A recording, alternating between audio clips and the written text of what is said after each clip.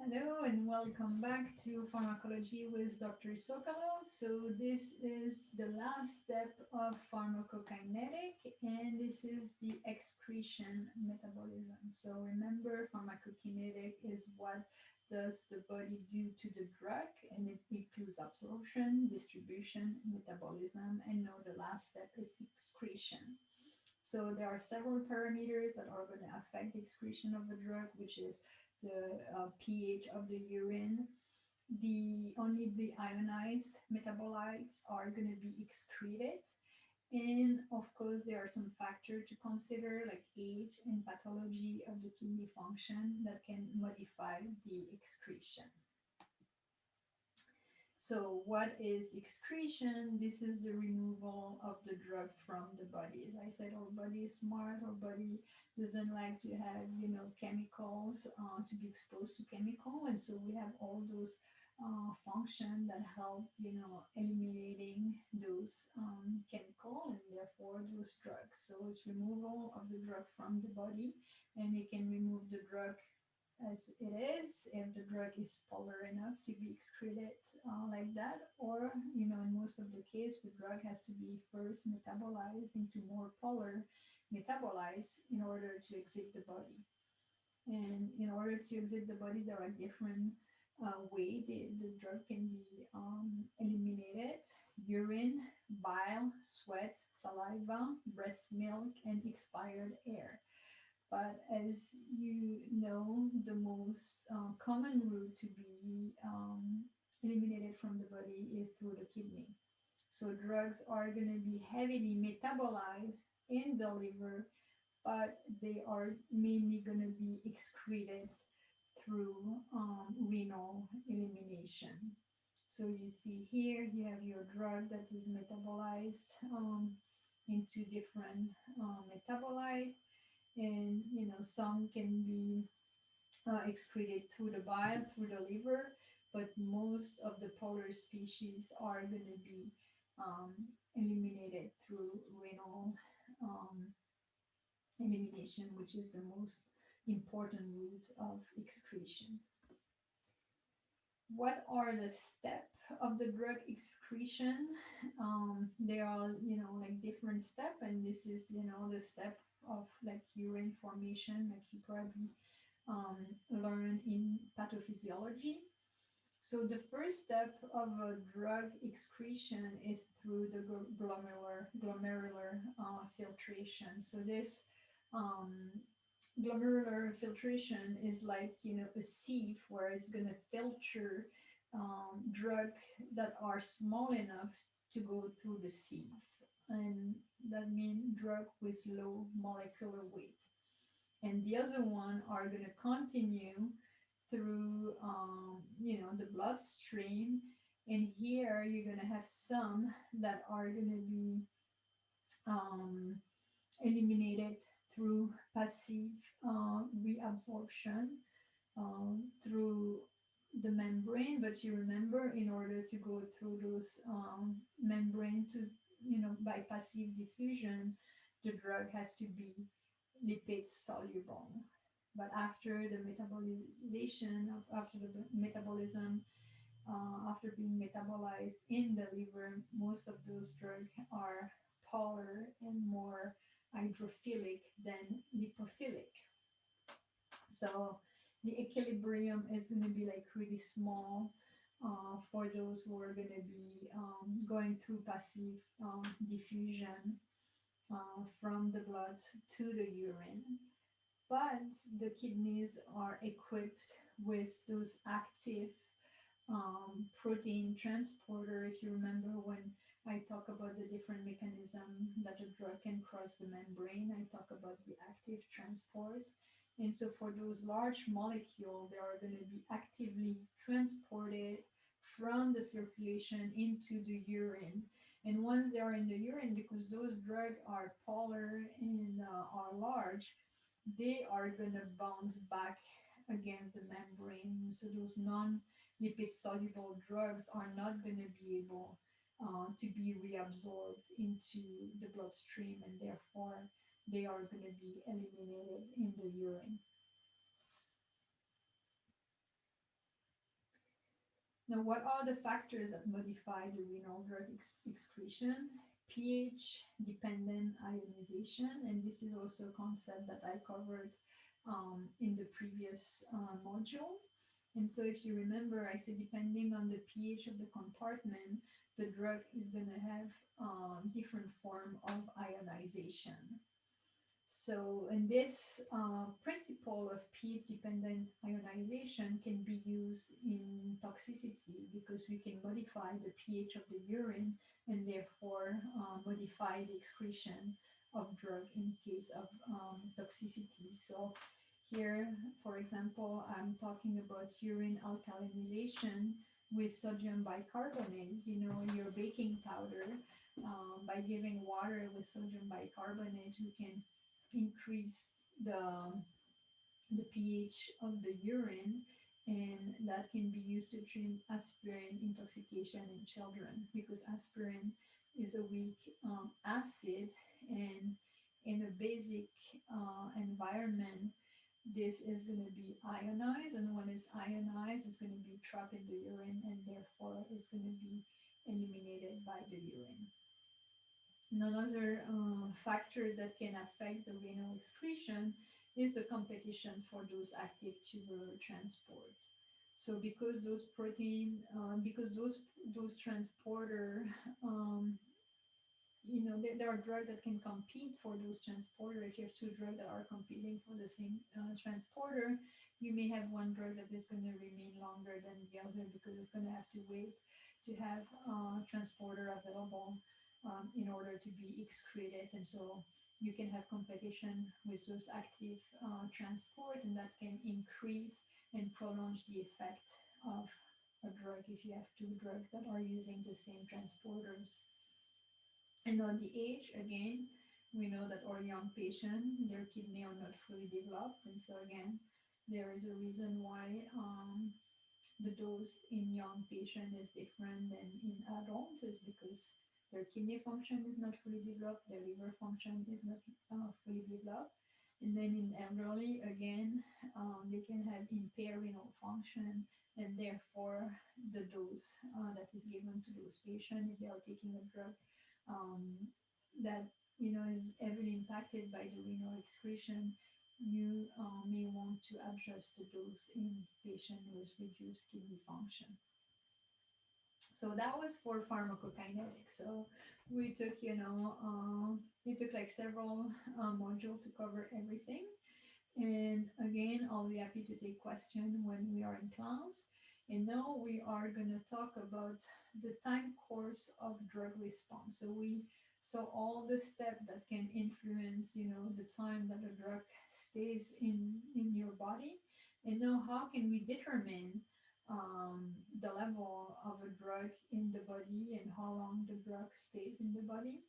So what is a reflection of the amount of drug in the body is actually the amount of drug in the plasma. So just by drawing blood, we can determine how much drug is in the plasma, how much drug remains in the system.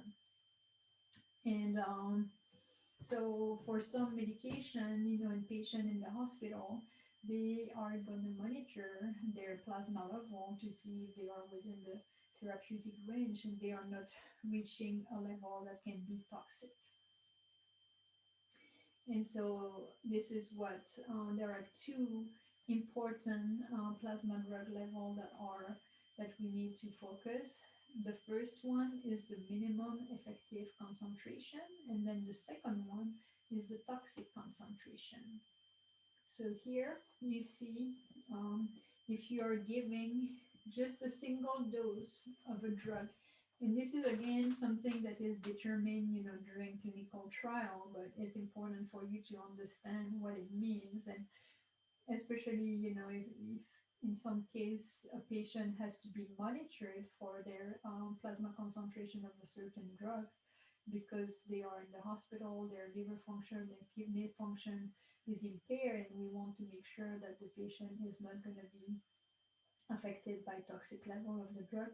You have to understand this important concept. So here, this is a case of a drug that is administered once by mouse, so by enteral route. So you see that over time, so the drug, as we talked about before, has to be absorbed, and it takes time, for all the drugs to reach the plasma and to reach a certain level. And then it has to be distributed. And then once the metabolism phase and excretion phase start, then you're going to see the plasma concentration are going to go down, because again, this is just one single dose of a drug. And in order to see an effect with that drug, the plasma concentration has to reach a certain level. So you see the first level is the minimum effective concentration. So anything below in that grayish area, that means there are not you're not going to see any effect. So if you give an analgesic and at the beginning, the patient is not feeling any relief, and then once you hit that minimum effective concentration, that's when the patient start seeing their pain level going down. And then over time, the drug starts to be eliminated from the system, and you go below the minimum effective concentration, and then no more analgesic effects. So again, this example of just one single dose, and of course, it's unlikely that the patient will get just one dose. And before you reach this minimum effective concentration, you may want to give, the second dose, so the patient remain in the therapeutic range, which is the white um, area. And the next level that you have to be aware of is the toxic concentration. So that means if the drug keep going up and up and up because the dose that was given was too high, then you're gonna reach a peak here that is going to be in the toxic zone, and that's not good. So these are determined during clinical trial, and so let's say they know you have to give 10 milligram of morphine to to reach that therapeutic concentration, and after X hours, you know that the um, minimum effective concentration, that the concentration in the plasma will be below the effective concentration, and that will give you the duration that the drug is effective. So the duration of the effect is largely determined by the combination of metabolism and excretion, because when they start kicking off, you see that the level in the plasma decrease. And the time course of the drug response is directly related to the concentration of the drug in the blood, and is also going to be related to the dose that the patient is receiving. So if this is a curve for a drug, let's say you give 10 milligram, uh, you can assume that if you give 20 milligram, you're going to be way higher. And if you give 5 milligram, you're going to be way lower.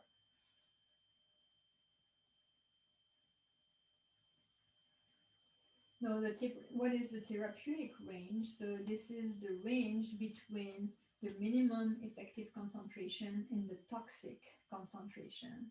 And of course, the objective, you want to keep your patient in the therapeutic range. And so once we know those factors, that's what is going to determine if the patient has to take the medication twice a day, 3 times a day.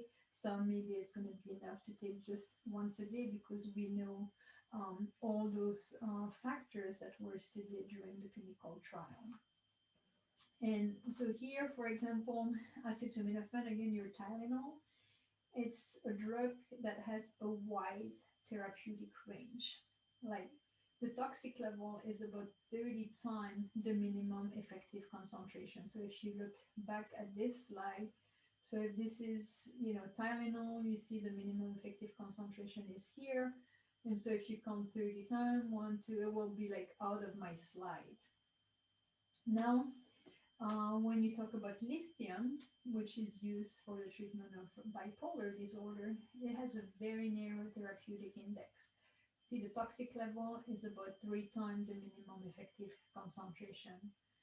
So, on this slide, it may seem a lot, but we are talking, about very, very narrow difference between the therapeutic range, the minimum effective concentration and the toxic concentration. And so that's why patients who are on lithium has to be monitored carefully to make sure that they are within the therapeutic range and they don't have any risk of going into the toxic level.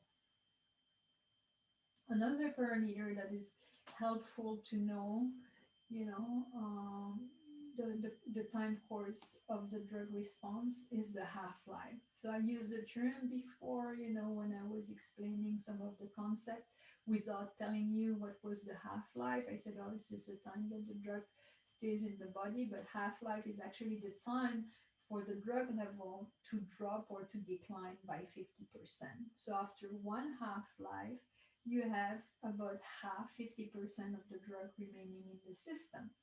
And then after two half-life, because you have 50% left, and you have 50% divided by 2 is 25%.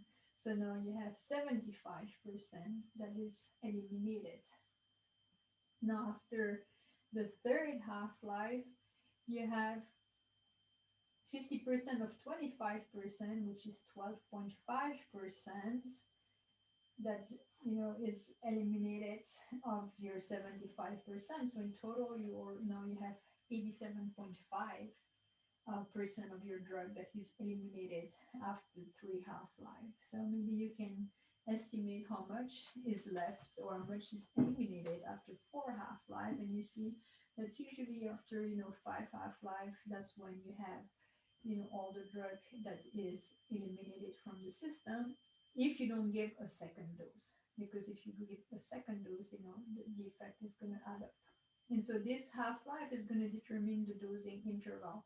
And again, half-life is determined during clinical trial, but that's how we know if we have to take a drug once a day, twice a day, or more.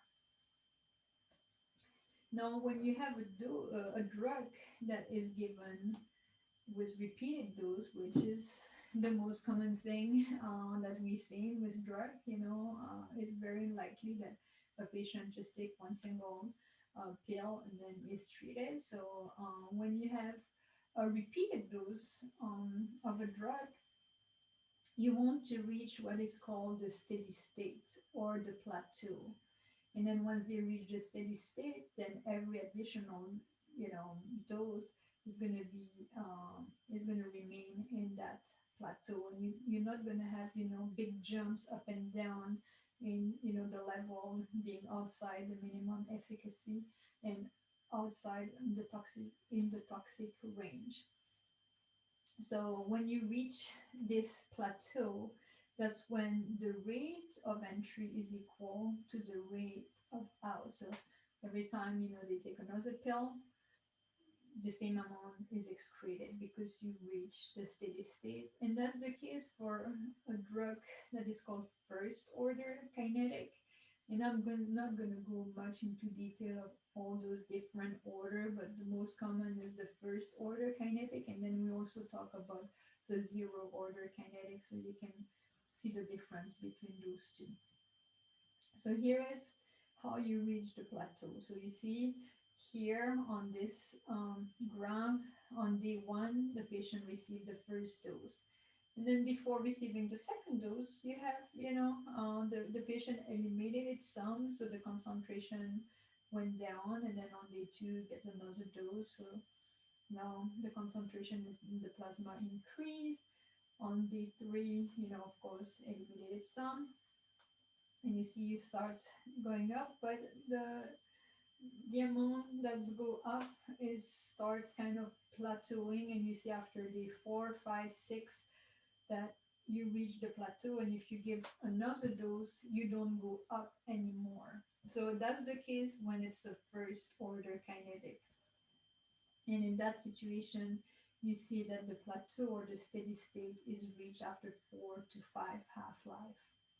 And this time to steady state is independent of the dose. So if you give 10 milligram every day, and let's say the half-life, it's a day, after 4 or 5 days, you reach the steady state. If you give 20 milligram, it's going to be the same thing. The difference is just the height of the plateau is going to be higher.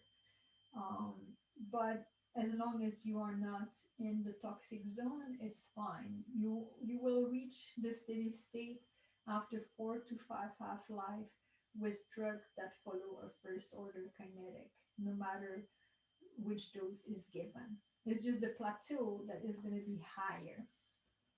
So the dose affect the plasma concentration at the steady state. So which means, like if you give a higher dose, your plateau will be here outside the graph. If you give a lower dose, your plateau, instead of your plateau being at 4, you'll have a plateau being at 3.